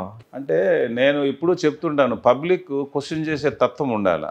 అన్ని దగ్గరలో పోలీసు ఉండలేరు. ఇప్పుడు సపోజ్ ఒక ఆయన ఎగ్నిస్ట్ వేలో ఎవరో వస్తున్నారు, ఎవరో ఈవెన్ కామన్ సిటిజన్ కూడా ఎందుకు ఇలా వస్తున్నవి తప్పని ప్రశ్నిస్తే అలా ప్రశ్నించిన నాడు ప్రతి ఒక్కడు సెటరేట్ అవ్వడానికి ఒక అవకాశం ఉంటుంది. కరెక్ట్. అలా ప్రశ్నిస్తే వాడితో గొడవ పడతాడు కదా. అంటే గొడవ పడతాడంటే you are having right, every citizen is a police officer. Criminal procedure కోడ్లో ప్రతి పౌరుడు పోలీస్ అనేది ఒక వర్డ్ ఉంటుంది అక్కడ ఉంది. కానీ అవతల వ్యక్తి గొడవ పడి వీడితో ఘర్షణ పడతాడు, నాకెందుకు హెడ్ ఏక్ అని అది ఆ తత్వం మారాలంటున్నాను నేను. పబ్లిక్లో ప్రశ్నించే, తప్పు చేసేవాడిని ప్రశ్నించే తత్వం వస్తూనే ఇరెగ్యులారిటీస్ తగ్గుతాయి, కరప్షన్ తగ్గుతుంది, అన్నీ తగ్గుతాయి. ప్రశ్నించే తత్వం అనేది పబ్లిక్లో రావాలి, ప్రశ్నించే తత్వం. అది లేకపోతే సొసైటీ సెటిల్ అవ్వడం కష్టం. అంటే నా ఒపీనియన్ చెప్తాను. ట్రాఫిక్ తర్వాత మీరు ట్రాఫిక్ అయిపోయిన తర్వాతను అదే చెప్పాను కదా, ట్రాఫిక్ అయిపోయిన తర్వాత ఎస్బీఐ అయిపోయిన తర్వాతను విఆర్లో పెట్టారు. విఆర్ అయిపోయిన తర్వాత పెదవేగి ఏలూరు జిల్లాలో ట్రైనింగ్ సెంటర్లో. సార్ విఆర్లో మీరు ఉన్నప్పుడు మీరు వెళ్ళి మీ ఆఫీసర్ని అడిగారు ఎప్పుడైనా, నన్ను ఎందుకు విఆర్లో పెట్టారండి 2.5 సంవత్సరం? నేను గౌతమ్ సవంగ్ గారికి ఒక 10 తడవలు కలిశాను, కలిసి రిప్రజెంటేషన్ ఇచ్చాను. నాకు ఎక్కడో ఒక దగ్గర ఎనీవేర్ ఇందా ఏపీ ట్రాక్ రికార్డ్ బాగానే ఉంది కదండి. అంటే మరి వాళ్ళ చేతిలో ఏమీ లేదు. ఇప్పుడు గౌతమ్ సవంగ్ గారు రిప్రజెంటేషన్ తీసుకునేవారు, అయిపోయింది అంతే. దానికి ఏదైనా రిజల్ట్ వస్తుందని చూడటం తప్ప వేరే మీరు మాట్లాడితే ఏమనేవారు సవంగ్ గారు? చూస్తాం అనేవారు సవంగ్ గారు. నేనేంటంటే రిప్రజెంటేషన్లో కూడా ఎనీవేర్ ఎక్కడో ఒక దగ్గర ప్లేస్మెంట్ ఇవ్వండి, పోస్టింగ్ ఇవ్వండి అని. 1-2 రిప్రజెంటేషన్ అయితే విఆర్లో శాలరీస్ ఇవ్వట్లేదు, ఒక 3 lakhs నాకు అడ్వాన్స్ అడిగారా ఇవ్వండి అని కూడా. తర్వాత నా శాలరీ వచ్చిన తర్వాత రికవరీ చేద్దామని చెప్పేసి అందరూ పెట్టారు మా బ్యాచ్మేట్స్. నేను కూడా ఒక అప్లికేషన్ ఇచ్చాను, దానికి కూడా ఏమి విఆర్ పీరియడ్లో. ఓకే. తర్వాత ఏలూరులో ఇచ్చారా? Eluru training centre. అక్కడ ఎంతకాలం చేశారు?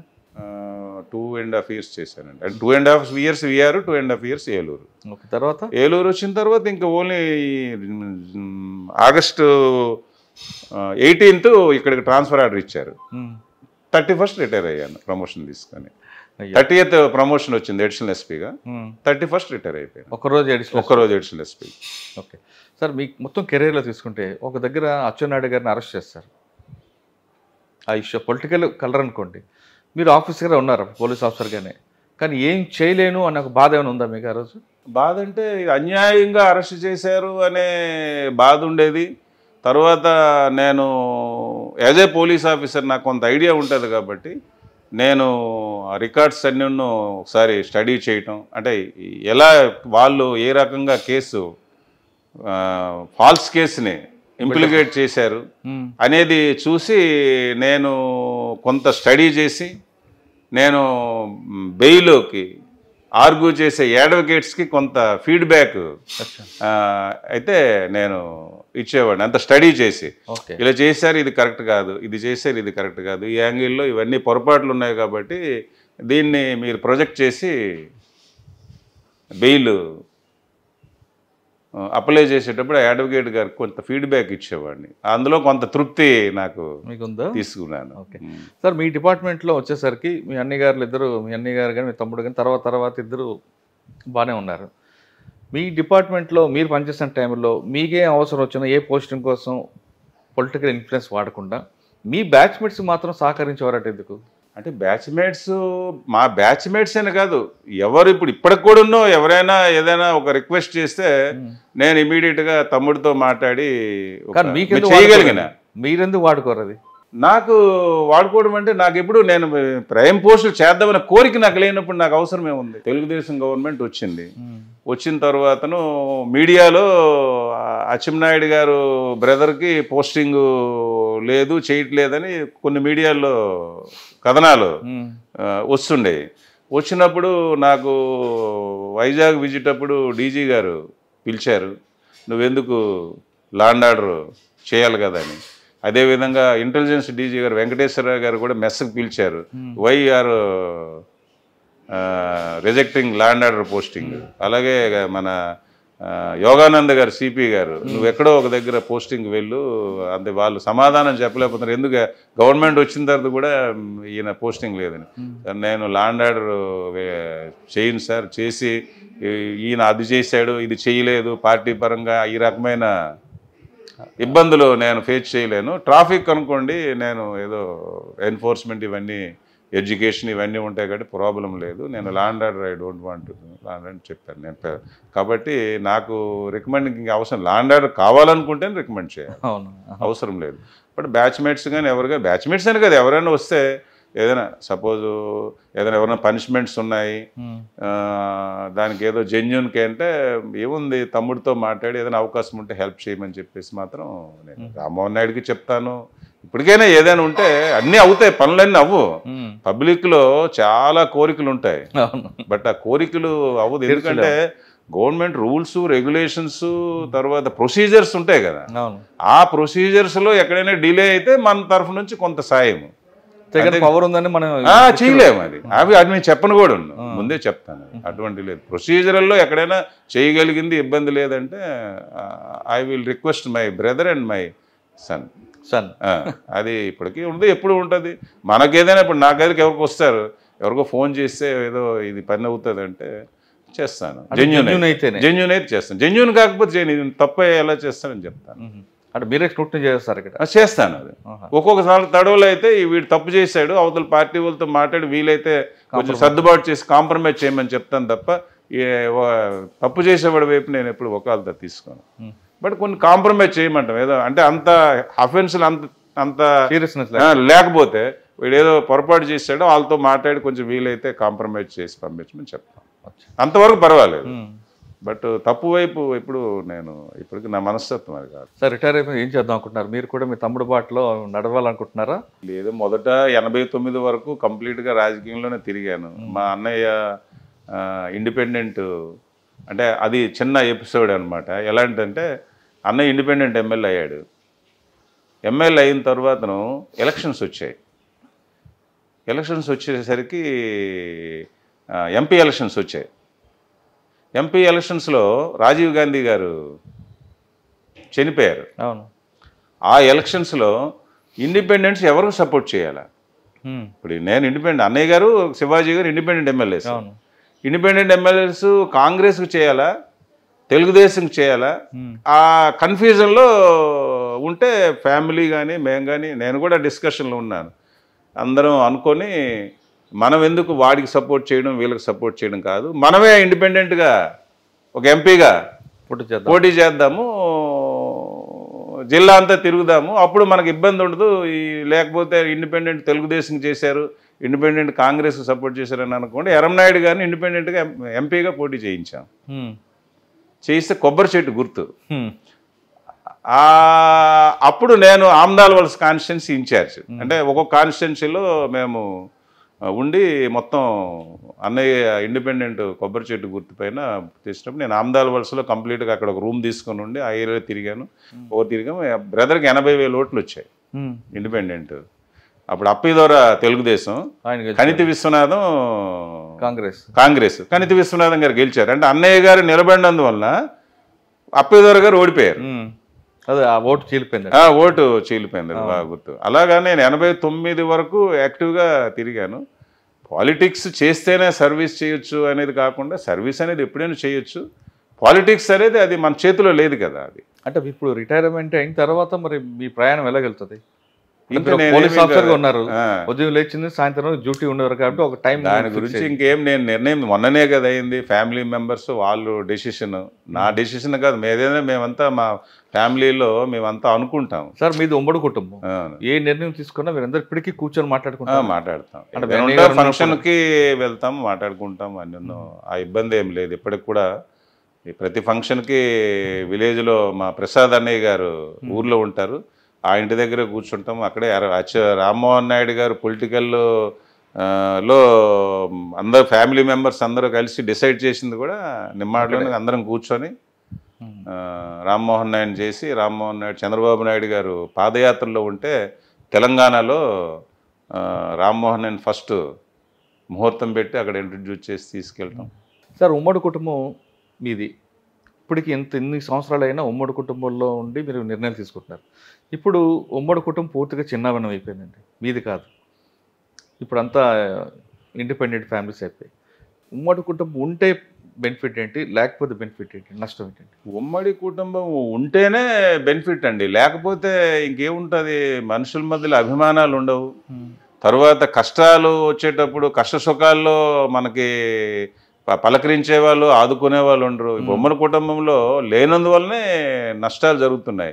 వాళ్ళ డిసిప్లిన్ ఉండదు, విలువలు ఉండవు. ఉమ్మడి కుటుంబం ఉంటే ఇవన్నీ ఉండేవి. పాత రోజుల్లో కలిసేవారు. ఎవరైనా తప్పు బ్యాడ్ దీంట్లోకి వెళ్ళేవారు కాదు. ఇప్పుడు ఏంటంటే ఇండిపెండెంట్గా ఉన్నందువల్ల వాళ్ళకి చెప్పేవాళ్ళు ఉండరు. వాళ్ళ వాల్యూస్ ఉండటం లేదు. ఉమ్మడి కుటుంబంలో ఉంటే వాల్యూస్ ఉంటాయి. ఒకరు కష్టసుఖాలు ఒకరి ఆదుకోవడానికి అవకాశం ఉంటుంది. ఇప్పుడు నాకు ఏదో అవసరం వచ్చింది, నేను ఇంట్లో చెప్తాను నాకు ఈ అవసరం ఉందని చెప్పేసి, డెఫినెట్గా వాళ్ళు నా అవసరాన్ని ఇమీడియట్గా అటెండ్ అవుతారు. అదే సార్, మీరు డిపార్ట్మెంట్కి వచ్చినప్పుడు పోలీస్కి ప్రజలకు మధ్యన ఒక అనుబంధం ఉండేదండి. పోలీస్ అంటే భయం, గౌరవం, లేదా భయంతో కూడా గౌరవం చూపించేవారు. మీరు చూస్తుంటారు పోలీస్ స్టేషన్ వెళ్ళినప్పుడు కూడా కొంచెం దూరం వెళ్ళడం, పోలీస్ కనబడితే నమస్తే పెట్టడం, ఇవన్నీ ఉండేవి. ఇప్పుడు క్రమేపీ అది పూర్తిగా డౌన్ స్టేజ్కి వచ్చింది. కానీ ప్రజలకి పోలీసు మీద నమ్మకం పెరిగింది అనుకోవాలా, తగ్గింది అనుకోవాలా? అంటే మీరు అనేది కరెక్ట్. పాత రోజుల్లో భయంకి దూరంగా ఉండేవారు, ఇప్పుడు భయం అనేది లేదు. బట్ పోలీసు ఇమేజ్ అనేది ప్రజల్లో పెరగలేదు. పోలీస్ ఇమేజ్ అనేది పోలీసు ఇంత 24 గంటలు పనిచేస్తారు ఉంటారంటే, పోలీసులో కూడా ఫస్ట్ ఆఫ్ ఆల్ కరప్షన్ ఉండకూడదు. నిస్వార్థంగా సేవ చేస్తే పోలీసులో, ఈ వ్యవస్థలో పోలీస్ కంటే ప్రజలకు ఇంకొక అవసరం ఉండదు. బట్ ఆ నిస్వార్థమైన సేవ లేనందువలనే పోలీస్కి మంచి పేరు. ఇమేజ్ తగ్గింది అనుకుంటా. ఇమేజ్ పెరగలేదు, తగ్గిందని నేను చెప్పను. బట్ అనుకున్నంత, ఇప్పుడు నేను 33 years సర్వీస్ చేశాను, 91లో ట్రైనింగ్కి వచ్చి చేశాను. ఇమేజ్ పెరగలేదు, తగ్గింది అని నేను చెప్పను. ఇమేజ్ అనుకున్నంత ఇమేజ్ పెరగలేదు. పెరగపోవడానికి రీజన్ ఏంటంటే వాళ్ళలో చాలా బిహేవియర్, అంటే ఇప్పుడు ఆఫీసర్స్ కొంతమంది మంచి వాళ్ళు వస్తున్నారు, బిహేవియర్ మారాల. పబ్లిక్లో గౌరవం లేదు, భయంకి అలాగా యాక్ట్ చేస్తారు తప్ప అభిమానం అనేది పోలీస్ అంటే అభిమానం లేదు. నాకున్న అసెస్మెంట్. Right sir. సార్, మీ సర్వీస్లోకి వచ్చినప్పుడు ట్రెడిషనల్ క్రైమ్ జరిగేది అంటే ఒక దొంగతనం జరిగినా, ఒక నేరం జరిగినా పలానా వ్యక్తి చేసేవాడు. అదొక కొన్ని కులాలకి దానికి మూట కట్టి పంపించేవారు. అది క్రమేపీ వైట్ కాలర్ రెఫరెన్స్గా మారింది. చీటింగ్, ఇవన్నీ బ్యాంక్ ఫ్రాడ్స్. ఇప్పుడు ప్రజెంట్ సైబర్ క్రైమ్లో మనకు మెయిన్ ఛాలెంజ్ కనిపిస్తుంది. ఎందుకంటే కంటికి కనిపించడు, కోట్లాది రూపాయలు కొట్టేస్తాడు. దాంట్లో ప్రివెన్షన్ బెస్ట్ అంటారా, డిటెన్షన్ బెస్ట్ అంటారా, అవేర్నెస్ బెస్ట్ అంటారా? ఫస్ట్ ఆఫ్ ఆల్ అవేర్నెస్ అండి. అవేర్నెస్ లేక చాలామంది సైబర్ ఫ్రాడ్స్లో ఇరుక్కున్నారు. ఫస్ట్ ఆఫ్ ఆల్ అవేర్నెస్ చాలా అవసరము. ప్రివెన్షన్ అనేది పోలీస్ ఆఫీసర్స్ కూడా చాలామందికి ఈ సైబర్ క్రైమ్ మీద ఇంకా అప్డేట్ అవ్వలేదు. చాలా ఫస్ట్ ప్రయారిటీ ఇప్పుడు సైబర్ క్రైమ్కి ఇవ్వాలి. అందరు ఆఫీసర్స్కి సైబర్ క్రైమ్ ట్రైనింగ్లో కూడా ప్రయారిటీ ఇస్తున్నారు. అది పెరగాల. ప్రివెన్షన్, ఒకసారి సైబర్ ఫ్రాడ్ జరిగిన తర్వాత ఇంకా మనము దాని డిటెక్షన్ అనేది 90% జరగదు. అంటే ప్రివెన్షన్, ఎడ్యుకేషన్ చాలా అవసరం. అవేర్నెస్, ప్రివెన్షన్ అవసరం. Awareness first. ఇప్పుడు సైబర్ ఫ్రాడ్ తెలియక మనం అన్ని తప్పులు చేస్తున్నాము. అది ప్రజలకు తెలియపరిస్తే చాలా మట్టుకు ప్రివెంట్ అవుతాయి. మన ముందు అవేర్నెస్ చేస్తేనే ప్రివెన్షన్ అవుతాయి. మీరు అన్నట్టు ఏంటంటే సైబర్ క్రైమ్ భవిష్యత్తులో ఇది చాలా ప్రయారిటీ ఇవ్వాల్సిన అవసరం ఉంది. సైబర్ క్రైమ్కి చాలా ప్రయారిటీ. ఎందుకంటే చాలా జిల్లాల్లో ఇంకా సైబర్ క్రైమ్స్ రిజిస్ట్రేషన్ కూడా కేసులు ప్రాపర్గా చేయట్లేదు. అక్కడ లోకల్ పోలీస్కి అర్థం కావట్లేదు. కేసులు అంటే ప్రతి జిల్లాలో ఒక సైబర్ పెట్టారు, బట్ అన్ని ఎఫ్ఐఆర్లు నమోదు అవ్వట్లేదు. దాంట్లో కూడా పెద్ద లెవెల్లో అయితేనే ఉంటుంది. అది 50 రూపాయలు, 100 రూపాయలు, అది కూడా ఏదో లిమిట్ పెట్టారు. ఇంతకంటే ఎక్కువైతే ఎఫ్ఐఆర్ కట్టండి అని. జనరల్గా ప్రతిదీ ఎఫ్ఐఆర్ కట్టాలి, బట్ ఎఫ్ఐఆర్లు ఎక్కువైపోతే నేను ఉద్దేశంతో.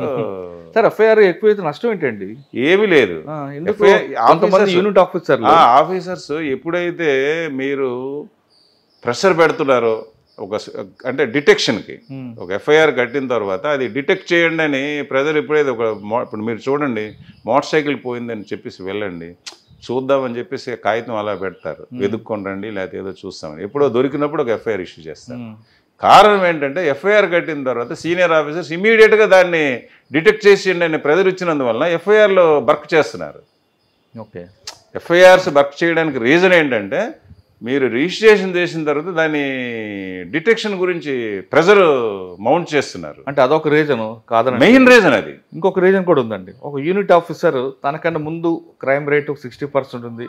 నా ఏరియాలో నేను వచ్చాను కాబట్టి 60 నుంచి 40 రావాలి తప్ప 70 అవ్వకూడదని, అది సెకండరీ. అది నాకు ఎఫ్ఐఆర్ కట్టద్దు అని చెప్తారు. ఎఫ్ఐఆర్ సెకండరీ అది. అంటే అందరు ఆఫీసర్స్ అలా ఉంటారు, ఓపెన్ గా అలాగా చెప్పరు. అది ఓపెన్. క్రైమ్ పెరుగుతుంది ఎప్పుడంటే మీరు ఒక్కసారి ఏంటి పాత డేటా ఇలాగుంది, కొత్త డేటా ఫిగర్స్ పెరిగాయి అని అన్నారంటే అంటారు. అన్నప్పుడు దాన్ని అడ్వాంటేజ్ గా తీసుకొని క్రైమ్ సబార్డినేట్ ఆఫీసర్స్ చిన్న చిన్న నేరాలు బర్క్ చేసేస్తారు. పెట్టి కేసు కట్టొచ్చు కదా, నష్టం లేదు కదా. అన్నీ కట్టొచ్చు. పెట్టి కేసుకి దానికి ఒక ప్రొసీజర్ ఉంది, ఎఫ్ఐఆర్కి ఒక ప్రొసీజర్ ఉంది, కట్టొచ్చు, ఏమి ఇబ్బంది లేదు. ఇప్పుడు 0 ఎఫ్ఐఆర్స్ ఇష్యూ చేయమంటున్నారు కదా. ఇప్పుడు ఎక్కడో మీకు తమిళనాడులో నేరం జరిగింది, మీరు ఇక్కడ వచ్చారు, ఇక్కడ పోలీస్ స్టేషన్కి వెళ్ళి you can lodge complaint, FIR issue చేసి ఎఫ్ఐఆర్ని అక్కడికి తర్వాత ట్రాన్స్ఫర్ చేయాలా.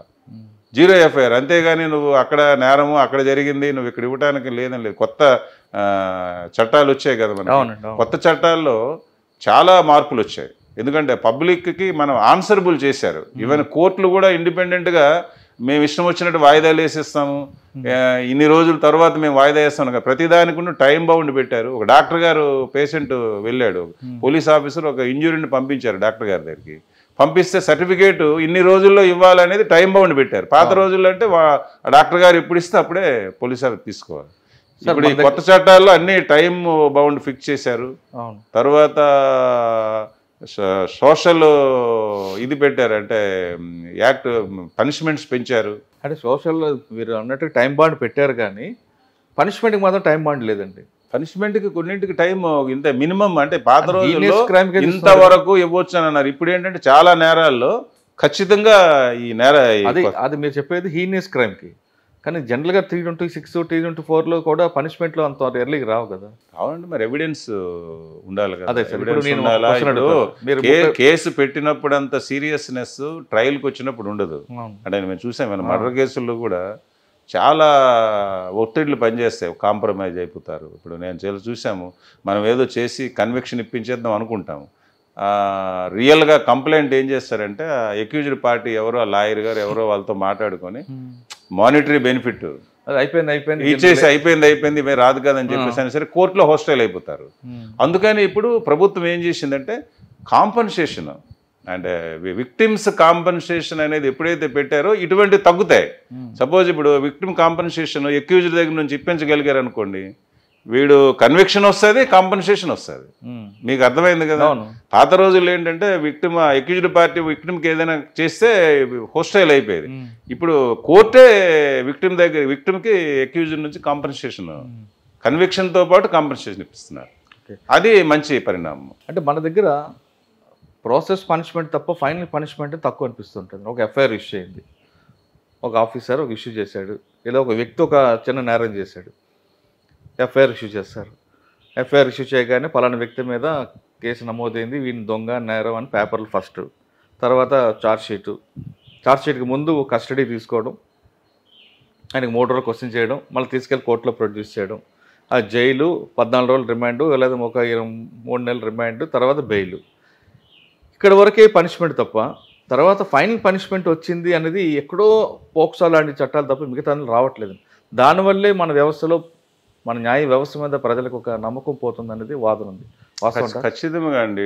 మీరేంటంటే కోర్టులో ట్రయల్ ప్రాసెస్ డిలే అయినందువలన కేసు అంతను ఆ ట్రయల్కి వచ్చే సమయానికి మొత్తం మీకు ఐఓస్ ఏం చెప్తారో తెలియదు, వాళ్ళు ఉండరు అక్కడ, సాక్షులు ఏం చెప్తారో తెలియదు, ఒక్కొక్కసారి ఫిర్యాదులు కూడా దొరకని పరిస్థితి ఉంటుందండి. ఎందుకంటే గ్యాప్ పెరుగుతుంది. గ్యాప్ పెరిగిపోయినందువల్ల వచ్చిన ప్రాబ్లం అదే. ట్రయల్ ఇమీడియట్గా అయిందనుకోండి, ఇప్పుడు ట్రయల్ ఇమీడియట్గా అవ్వాలంటే ఇంకా వ్యవస్థలో చాలా మార్పులు రావాలి. ఇప్పుడు పోక్సో కేసులో దానికి ఇన్ని రోజుల్లో ట్రయల్ చేయాలి ఉన్నందువల్ల కొన్ని కన్విక్షన్స్ వస్తున్నాయి. ఎందుకంటే ఆ నేరం గురించి ఆ బాధలో ఉంటారు కాబట్టి వాళ్ళు వచ్చి చెప్తారు. మీకు బాగా గ్యాప్ 14 సంవత్సరాల తర్వాత కోర్టులో ట్రయల్ అయితే ఏముంటుంది, కేసు ఎందుకు కన్విక్షన్ వస్తుంది, రాదు. కానీ అదే ఆ డిలే చూసే కదా కొంతమంది క్రిమినల్స్ మారుతుంది. క్రిమినల్స్ వాళ్ళు దాన్ని అడ్వాంటేజ్, క్రిమినల్కి అడ్వాంటేజ్ జరుగుతుంది. అది వాడు ఓపెన్ గా చెప్తున్నాడు, మనం జరుగుతుంది. రెండవది ఏంటంటే ఇప్పుడు బిలో 7 years పనిష్మెంట్లో ఓన్లీ నోటీస్ ఇవ్వడం తప్ప 41 నోటీస్ లేదు. దానివల్ల అడ్వాంటేజ్ ఉంది, డిసడ్వాంటేజ్ ఉంది. అవునండి. అదే ఇక్కడ కోర్టులు కూడా కొంచెం ముందుకు వచ్చి చేయాలి. కోర్టులు ముందుకు రావాలంటే ప్రభుత్వం ముందు కల్పించాలి. కోర్టులు అంటే మరి ప్రభుత్వమే కోర్టులు ఏర్పాటు చేయాలి. ఇప్పుడు 10 కోర్టులు ఉన్నాయి. వాళ్ళు పెండించి పెరుగుతున్న కారణం ఇన్ఫ్రాస్ట్రక్చర్ లేక. ఇన్ఫ్రాస్ట్రక్చర్ ఇంకా చాలా పెంచవలసిన అవసరం ఉంది. మీకు తగినంత ఇన్ఫ్రాస్ట్రక్చర్ లేదు. అందుకని కోర్టులో ట్రయల్ డిలే అయిపోతుంది అనమాట. ఇమీడియట్ ట్రయల్ జరగట్లేదు. సార్ ఫైనల్గా చెప్పండి, పోలీస్ డిపార్ట్మెంట్లో వచ్చే వాళ్ళకి మీరు ఇచ్చే మెసేజ్? పోలీస్ డిపార్ట్మెంట్లోకి వచ్చేవారందరూ ప్రజలకు జనరల్గా అంటే పోలీస్ ఆఫీసర్ అనే వాడి దగ్గరికి ప్రతి సమస్యతో ప్రజలు పోలీస్ ఆఫీసర్ దగ్గరికి వస్తారు. ఈవెన్ డాక్టర్ దగ్గరికి పేషెంట్ ఒక్కరే వెళ్తారు. ఈవెన్ పేషెంట్స్ కూడా మాకు ఈ డాక్టర్ గారికి కొంచెం చెప్పండి సార్, హాస్పిటల్ చెప్పండి అని వచ్చిన సందర్భాలు కూడా ఉన్నాయి. అంటే పోలీస్ ఆఫీసర్ దగ్గరికి బాధపడే ప్రతి పౌరుడు వస్తాడు. కాబట్టి దానికి తగినట్టు సేవ చేస్తేనే ఈ డ్యూటీని ఎంచుకోవాలి తప్ప అదర్వైజ్ ఈ డ్యూటీకి రావద్దని చెప్పేసి నా మెసేజ్ అండి. అంటే పోలీస్ ఆఫీసర్గా ఇక్కడికి వచ్చి ఇక్కడ ఎంజాయ్ చేద్దాము, ఎర్నింగ్ చేద్దాము అనే వాళ్ళు రాకూడదు. ఎందుకంటే పోలీస్ ఆఫీసర్ దగ్గరికి ప్రతి ఒక్కడు అంటే వింటే మనం ఇంత అదృష్టవంతులమా, మన దగ్గరికి ఇంతమంది వచ్చి ఇన్ని సమస్యలు చెప్పుకుంటున్నారని చెప్పేసి ఒక ఫీల్ ఉన్న వాళ్ళే ఇందులోకి రావాలి. నా మెసేజ్. ఓకే, ఒక వ్యక్తికి సమస్య వచ్చిందంటే ఖచ్చితంగా పోలీస్ దగ్గరికి వస్తారంటున్నారు ప్రభాకర్ గారు. ఒకవేళ డాక్టర్ దగ్గరికి వెళ్ళిన వ్యక్తి కూడా పోలీస్ దగ్గరికి వచ్చినప్పుడు ఆయన ఒక్కరే వస్తారు, సమస్య చెప్తారు. పోలీస్ డిపార్ట్మెంట్కి సంబంధం లేని డిపార్ట్మెంట్లో కూడా సమస్య వచ్చిందంటే ముందు ప్రజలు గుర్తుకొచ్చింది పోలీస్. ఒక కరెంటు పోయింది లేదా ఒక వరద వచ్చింది, ఏది వచ్చినా పోలీస్ అంటారు. అంత విలువైన ఉద్యోగం వచ్చింది. దీనికి భగవంతుడి అదృష్టం ఉన్న వాళ్ళు మాత్రమే దీనికి సూట్ అవుతారంటున్నారు ప్రభాకర్ గారు. కానీ ఇటువంటి అదృష్టమైన జాబ్లోకి వచ్చే వాళ్ళు డబ్బుల కోసం మరో దానికోసం ఆశించి మాత్రం రావద్దు అంటూ అతనుకున్న అనుభవాన్ని చెప్తున్నారు. ప్రభాకర్ గారు ఎంత రాజకీయ కుటుంబం నుంచి వచ్చినా, అన్న సెంట్రల్ మినిస్టర్ అయినా, తమ్ముడు స్టేట్ మినిస్టర్ అయినా, కొడుకు సెంట్రల్ మినిస్టర్ అయినా, ఎక్కడ కూడా అతను పలుకుబడి అతని కోసం కాకుండా అతని దగ్గరికి వచ్చే వాళ్ళకి మాత్రమే అతను చూపించారు తప్ప వాళ్ళకి వినియోగించారు. కానీ తన కోసం ఎక్కడ వాడుకోలేదు. కాబట్టే ఆయన దాదాపు 2.5 సంవత్సరాలు వీఆర్లో ఉన్నారు. ఒకవేళ అక్కడే ఆ టైంలో ఆయన కాంప్రమైజ్ అయ్యి ఉంటే ఆ 2.5 సంవత్సరాలు కూడా ఆయన ఎక్కడో దగ్గర పోస్ట్ తెచ్చుకునేవారు. అంటే ఒక వ్యక్తికి తన నీతి, నిజాయితీ, నిబద్ధత ఎప్పటికైనా కాపాడుతుందానికి పర్ఫెక్ట్ ఎగ్జాంపుల్ ప్రభాకర్ గారు. కాంప్రమైజ్ కాకుండా పనిచేయడం అనేది the best policy. Rule of law అనేది ఆయన టైంలో కరెక్ట్గా ఇంప్లిమెంట్ అయింది. కాబట్టి ప్రతిపక్షంలో పార్టీలో ఉన్న నాయకులు కూడా ఆయనకి ఎక్కడ కూడా వేలు పెట్టకుండా చేశారు. ఇది ప్రభాకర్ గారితో ఎక్స్క్లూజివ్ ఇంటర్వ్యూ. వచ్చే వారం మరొక ఇష్టం మళ్ళీ కలుస్తా. అంతవరకు నమస్తే. Thank you sir. Thank you very much. నమస్తే గారు. Thank you very much.